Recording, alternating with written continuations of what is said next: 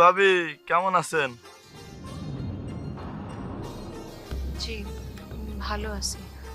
ভাই তো কবেই মরা ভূত হয়ে গেছে, তারপর ওই বাড়িতে পড়ে আছে। ঘটনাটা কি? বাট ভাই মরছে তাতে কি হইছে? রাশেদের মতো এরকম হ্যান্ডসাম দেবর যদি ঘরে থাকে আর কি কিছু লাগে? আপনাদের কি লজ্জা নাই? একটা বাচ্চার সামনে এই ধরনের কথা বলতে কি আপনাদের লজ্জা করে না? আপনাদের ঘরে কি মা বোন নাই? মা বোন তো আছে, তবে আপনার মতো এত সুন্দর ভাবি নাই। ভাবি, খালি নিজের দেবরের সময় দিলে হইব, আমাদের একটু সময় টময় দিয়েন। একদম চুপ। আর একটা বাজে কথা বললে একদম জুতা দিয়ে পিটে কিন্তু দাঁত ফালাই দিব সব। ও ঘরের মধ্যে দেওয়ার ভাবি পিটিশ পিটিশ করতে পারেন আর আমরা কইলে দোষ না? হ্যাঁ শোনেন ভাবি, এইসব জিনিস কিন্তু ভালো না। 5 ওয়াক্ত নামাজ পড়েন, বাড়ির জন্য দোয়া করেন, এটা ভালো হবে। এসব ফিটিশ ফিটিশ বাদ দেন।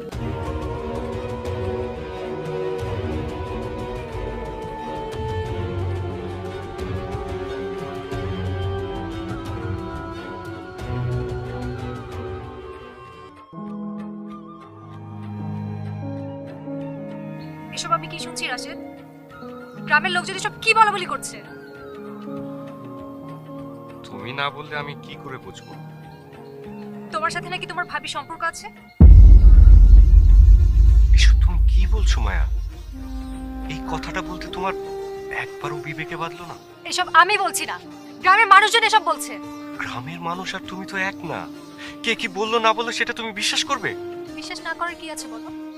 তোমার ভাইজানের কোনো খোঁজ খবর নেই। আমার তো মনে হয় সে অনেক আগেই মারা গেছে। তারপরে তোমার ভাবি এখানে কেন পড়ে আছে?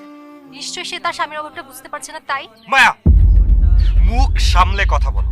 আমার ভাবিকে নিয়ে একটা বাজে কথাও বলবে না। আমার ভাইজান মরেনি, সে এখনো বেঁচে আছে। খবরদার আর কখনো কোনোদিন এই কথাটা মুখে আনবে না। দেখো, বাস্তবতা তোমাদেরকে মেনে নিতেই হবে। তোমার ভাইজান যদি না মারা যেত, এতদিনে ঠিকই তোমরা তার খোঁজ পেয়ে যেত। আমি যেদিকেই যাচ্ছি, যেখানেই যাচ্ছি, গ্রামের মানুষজন তোমাকে আর তোমার ভাবিকে নিয়ে আজে বাজে কথা বলছে। আমি আর এসব সহ্য করতে পারছি না রাশেদ। তুমি আজই তোমার ভাবিকে বাপের বাড়িতে চলে যেতে বলো। না মায়া, ভাবি কোথাও যাবে না।